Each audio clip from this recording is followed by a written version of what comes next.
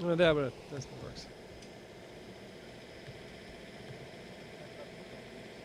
Good morning, everyone. How are you? I'm Paul Wiedefeld, the GM and CEO of WMATA, and we're here today to discuss SafeTrack Surge number 2, which begins this Saturday, June 18th, and continues through Sunday, July 3rd. I wanted to thank Mayor Bowser, County Executive Baker, and Chairman Evans for being here today, and they'll be speaking shortly. I just want to make very clear to everyone, unlike the first surge, this is a complete rail shutdown between Eastern Market and Minnesota Avenue and Benning Road. 2 stations will be closed, Stadium Armory and Potomac Avenue. As you can see behind me, it's one of the most difficult portions of the rail line to basically work on. Elevated structure here across the river and then back down. It's one of our busiest portions. It serves both the orange, the blue, and the silver lines. The most important thing for our customers to understand is that beginning Saturday and continuing for 16 days straight, there will be no trains between Eastern Market and Minnesota Avenue, Benning Road. No trains in any direction, anytime, not rush hour, not weekends, anytime. So please keep that in mind. Let me be clear also that although we will be providing bus shuttles between the closed stations, it will not be able to handle the volumes that we normally get on this line. So you do need to make other plans, and you need to have a game plan, and you need to come up with it now. I also want to warn you that even that experience on the buses will be tough. Again, there's just not enough bus capacity to handle the volumes that we normally handle in this portion of the line. In addition to this portion here, we also be shutting down. There will be no access from across the Potomac on the Blue Line. So during Surge 2, the Blue Line will run only between Franconia and Arlington Cemetery, and only during the hours the cemetery is open. So what are some of your options? Clearly, the Mark Penn Line and Camden Line are one option. Metro Bus, DC Circulator, Prince George's County, the bus, and Fairfax Connector are also providing additional service. There is some park and ride capacity on the Green Line stations at Greenbelt, College Park, and Prince George's Plaza. The Blue Line commuters should take the Yellow Line and transfer at LaFont Plaza if you're coming from that portion of the line. And I would stress very strongly that people telework or carpool in to their jobs, and if they can travel outside the peak periods, that will help as well. To get more information, you can just go to WMATA.com, and you will get all the information, alternatives, and other resources that you could get to. I want to thank again our regional partners in the entire region for help. Particularly want to thank Leif Dormsjo at DDOT, and also Darryl Mobley at Prince George's County for the fantastic work he's been doing. And most of all, obviously, I want to thank our customers for understanding what we're up against, but also having the patience to realize we have to do this. So with that, let me introduce the mayor, Mayor Bowser. So thank you, Paul, and thanks for that update. And I also want to acknowledge the county executive from Prince George's County, Rushion Baker, and thank him for joining us here in this update. Briefly, and just to reiterate a few points that Paul made, we're calling everybody's attention who uses these stations to Metro Second Surge. It starts this Saturday, and it will last through July the 3rd. It's a long period of time, and it's a total shutdown of the line between those stations. It's very important, and we noticed from the first time that we're just asking everybody to think about their commutes ahead of time and think about alternatives. We want people to carpool if you're going to be in a vehicle to get to work. There are many options for telework, certainly. And I also want to send this message. We're talking about blue, orange, and silver closures between these stations between June 18th and July 3rd. If you're not affected by this surge directly, there's still many opportunities, and we ask everybody to go to Metro's website, look at all of the apps that allow you to see when the bus is coming and when the train is coming, because there are opportunities. Metro is open to ride the rail and to ride the bus, but we want everybody's attention to be on this second surge. We talked about in our first press conference the things that the district is able to do to help mitigate the impacts on the traveling public. I told you then that many intersections that were affected in the first surge, and certainly ones affected here, are already filled with cars. They have heavy vehicular travel already. So additional cars makes the commute all the more difficult. So people who have the ability to travel outside of the peak hours, if you're going to drive, again, we encourage you to share the ride and carpool. But if you're going to drive, we would ask you to think about, if you can, traveling outside of the peak periods. We have the Metro has already talked about the bus bridges that they will offer to connect these closed stations. And we turn your attention also to the DC Circulator that operates in this area between Potomac and Skyland, and also the Metro bus service, the X9 and the 97 routes. We continue to see increases in our bike share and to see the $2 per ride being utilized by residents. And so we will continue to commend Capital Bike Share to your attention. Leif Dormshow, our DDOT director, can certainly also answer questions about how we have expanded our no parking zones for rush hour. We've expanded the rush hour in an attempt to improve traffic flow throughout those areas. So with that, I will turn over to our next speaker, the county executive from Prince George's County, whose residents will also be impacted by this surge. Thank you, Madam Mayor. Thank you, Madam Mayor. It's good to be here with you, with Paul, and with the chair of the board, Evans. I want to acknowledge that we have our board representative, Malcolm Augustine, here, and we have our deputy director for public infrastructure, Barry Stanton, here. I want to emphasize, like the mayor, this is going to be a tremendous stress on residents coming into the district. Clearly, the shutdown over these next 2 weeks are going to affect Prince George's County tremendously. This is the station that is nearest to my house, so this is the one that my children and I take when we're coming into the district. That's not going to be available. So we want people to start thinking now. This is a complete shutdown. So we want people to start making plans now on other alternatives to coming into the city. And think about, as the mayor said, telecommuting. You know, this is a great opportunity, and we hope businesses will also look at this as a great opportunity to help us out during this time so that we can have some of our residents telecommute rather than either driving into the city and adding further traffic or trying to get to the metro.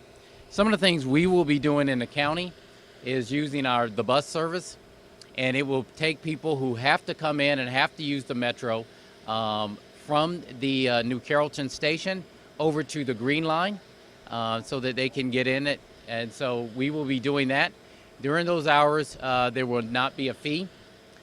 We are also asking the state highway to look at ways that they can help us with services to get people away from the affected areas. For us, is New Carrollton and Largo and the Blue Line areas, to areas where, like the Green Line, where we can get them in here. I can't overemphasize that we want people to start planning now. This is a complete shutdown. So we want you to start planning now and look at alternatives. We will also be looking at, and Director Mobley will be doing this, looking at our traffic lights so that we can coordinate the traffic coming into the city to make it quicker. We have also asked the state to look at the HOV to make sure that we're keeping those restrictions in force, because the last thing we want is, single member driving on these areas when we're trying to get people in and into the city and out of the city. The mayor mentioned something, and I think it's a great one, and that is for those who don't have to come to work on peak hours. If you can look at, maybe staggering the hours that you come into the city, that would be great. And we're also asking the businesses to do the same. So we're going to do everything that we can at Prince George's County during this period. We ask you to go to our 311 For any information, we also ask that you look at the Metro website. With that, Paul, I'll turn it over to the next speaker. I think it's Mr. Evans, our chair. Yeah, thank you. Thank you. Thank you very much, and good morning, everyone.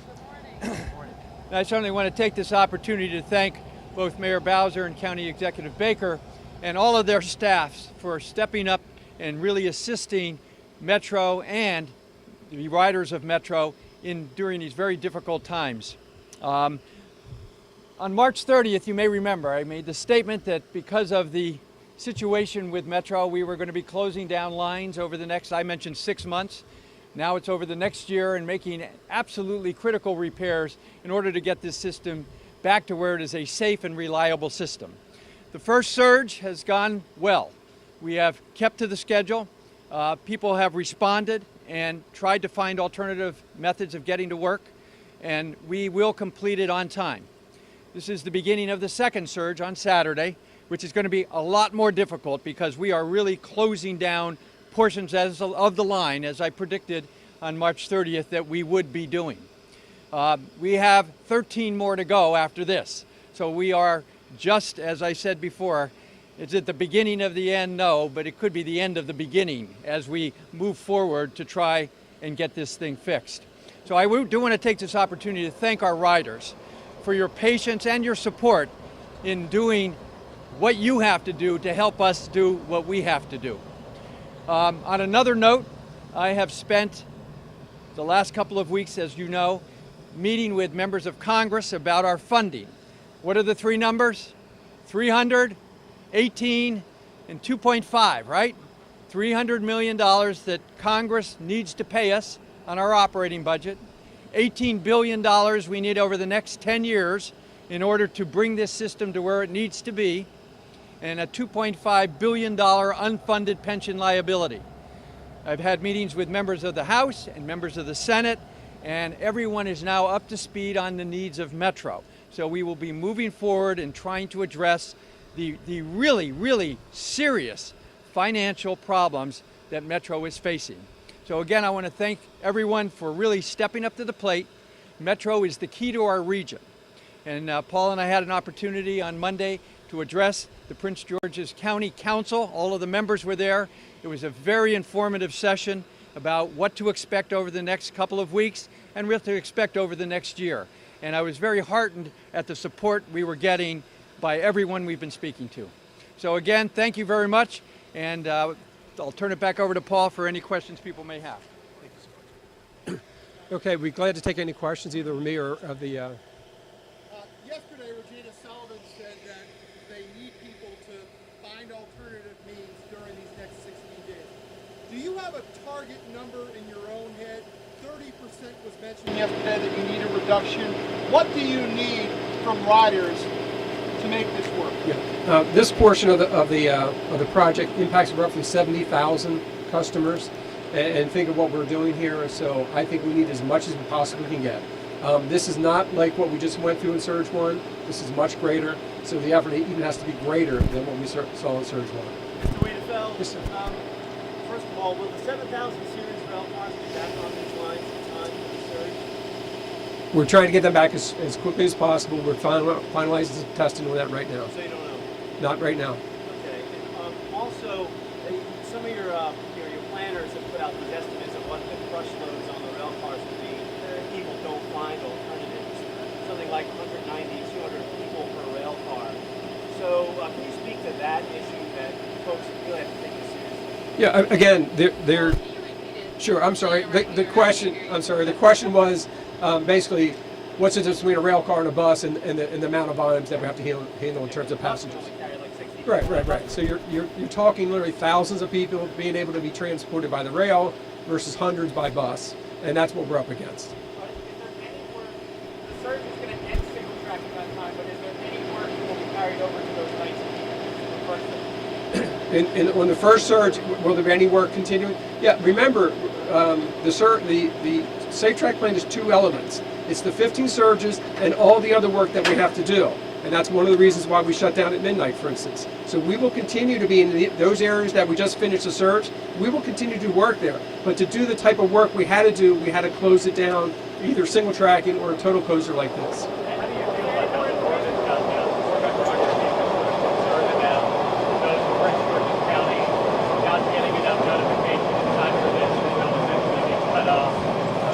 Sure. The question is, how's the communication? Make sure people understand. I think Prince George's County has done a fantastic job. The county executive was out last week, making sure people understood it. As the chairman just mentioned, we were at the Prince George's County Council where that was televised. I know at the local level they've been doing tremendous effort. We, on the regional level, has been doing the same, and you all, as the media, have been putting out the word. So I think it's been very good. But Blue Line riders don't feel like Metro has done enough to emphasize the shut. It's really two shutdowns, one between Roslyn and the cemetery. No, we have. In fact, we worked with the county. They're providing additional bus service. And again, you just heard me talk about it, that again, it's part of this project. It's clearly been everything we put out there. Well, so when people get to Arlington Cemetery on the Blue Line on Monday morning, what's going to wait the wait them there? I'm sorry? When Blue Line riders hit Arlington Cemetery, what should they do if they have Again, if you're going into the district or going back out, you should be taking the yellow line to the Flont Plaza and doing that. The trip to Arlington is basically to Arlington Cemetery. That's what it does. Sir. State giving you any word about the HOV lanes being closed out? When you were saying I just the question is, has the state given me information on HOV lanes? I just don't know that. Our request. I'm sorry. Our request to the state is that they emphasize that we monitor the HOV lanes so that we make sure we're not getting people who are trying to get into the district in single-member cars. So we put that request in. We've also put a request in for the state to look at helping us get riders from New Carrollton and those affected areas over to Greenbelt. has the state given any word yet? We have not. I know that Daryl Mobley is in touch with them. I want to ask you a question about the street cars. Are you walking together in a partnership to make sure everything goes smoothly? And I know the mayor is, but that's my concern with the city. Since we got the street cars, we can include those with the metro and all the transportation. So is that included as well to help out in this process? Well, we have a limited route at present for the streetcar, and it is a complement to the service the bus service that exists on H Street, and it is already free. So we think that certainly it can help people who are commuting along the H Street corridor, but we don't think it's a solution to deal with these two shutdown stations. Let me also say that we have been joined by members of our community. Commissioner Denise Krepp is here, Commissioner Daniel Ridge, and thank you, Dorothy Douglas, for being here, also a commissioner in Ward 7. We have also and I know the county executive is focused on this as well, and you have all emphasized it too. Getting the word out is important. I think what we noticed in the first surge is that people didn't really think about it until they had to think about it. And part of our reason for being here today is to start thinking about it today, so that you can make alternative plans for your next week. The members, the directors of the Mayor's Office of Community Affairs are here, and I have also charged them with going out into all of our communities. Our Women's Policy Office is here, Latino Affairs is here, our Serve DC, which is the Mayor's Office on volunteerism. So we are engaging our community affairs apparatus to help push the information out across the city as well. Question for the general manager. Sir. During the first surge, you were able to still single track. This will be a 16-day shutdown.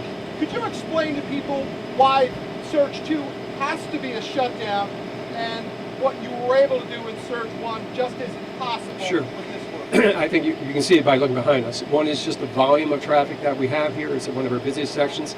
It's also where we have 3 interlockings, which are the complex areas where trains go back and forth between different lines, and it's very narrow. So physically, to get up there and do the work we have to do, and the nature of the work, that's what requires the shutdown. Director Dormsjo? I have a question for you. Nice hat, by the way. Thanks, Mark. We've gotten some complaints, and there's so many different road crews and utilities. It's hard to say who's out there on the road taking up public space. But we've gotten complaints that there's still too much construction out on the roads during rush hour because a lot more people are driving, potentially. What are you doing in advance of this to make sure the roadways are free of construction crews? Right, so that's a good question. Just to repeat the question for folks, what are we doing to ensure that construction activity and utility work on the major arterials is not interfering with the rush hour traffic, both in the morning and the evening. We have gotten some complaints about that, but they've been pretty limited in number. We currently have a moratorium in place, so construction activity and utility work along the major metro bus routes is prohibited, so you cannot get a permit from DDOT to do that activity currently.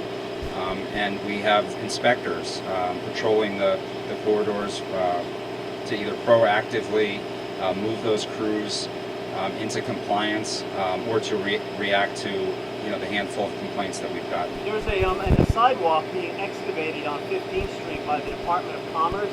We got people emailed us today about this. Is that a DDOT issue? Do you know anything about that? I don't know anything about that specific site, but I will point out that the bus routes that we're concerned about in that area are on 16th Street and 14th Street. We understand that in Prince George's County, Metro would like to see a 60 to 70% reduction in ridership.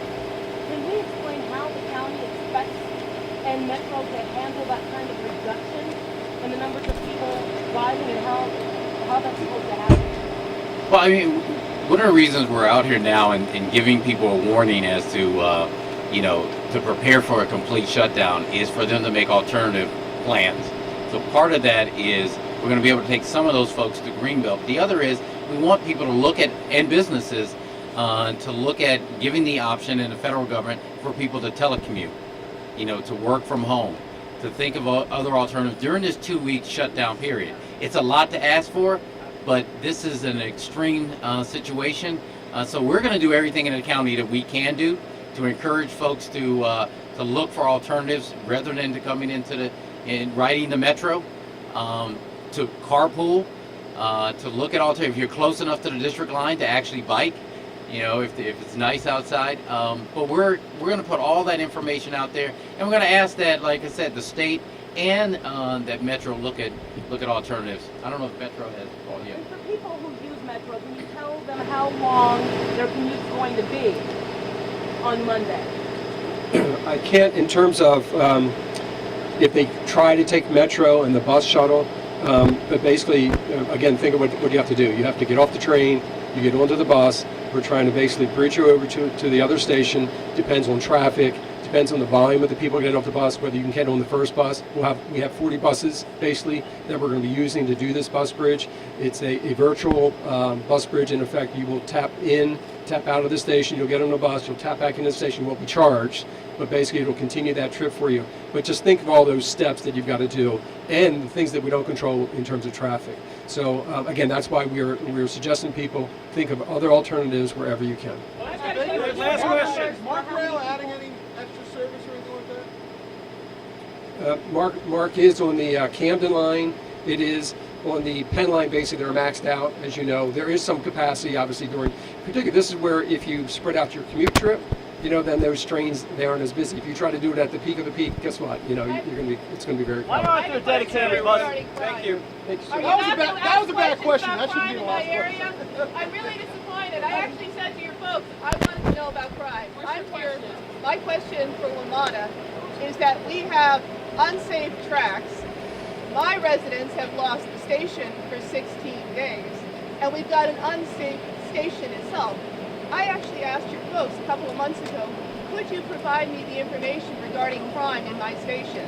And I've been sitting here now for 3 months not knowing. Meanwhile, we've got rapes on the station, we've got sexual assaults going on in your system, and nobody's bothering to share information with me. When are you going to share information? I'll have it to you by regarding this crime? afternoon. I'll have it to you by this afternoon. One more additional question about SafeTrack. Can you talk about the value, the numbers of people who will be able to use the bus bridge versus the numbers that are able to use the train system? Just to give an idea. Are we talking about 1,000 people on the bus bridge versus 5,000 on the train Yeah, I mean, again, a bus can handle, somewhere around 80 to 100 people, and and our one car handles, 200 plus.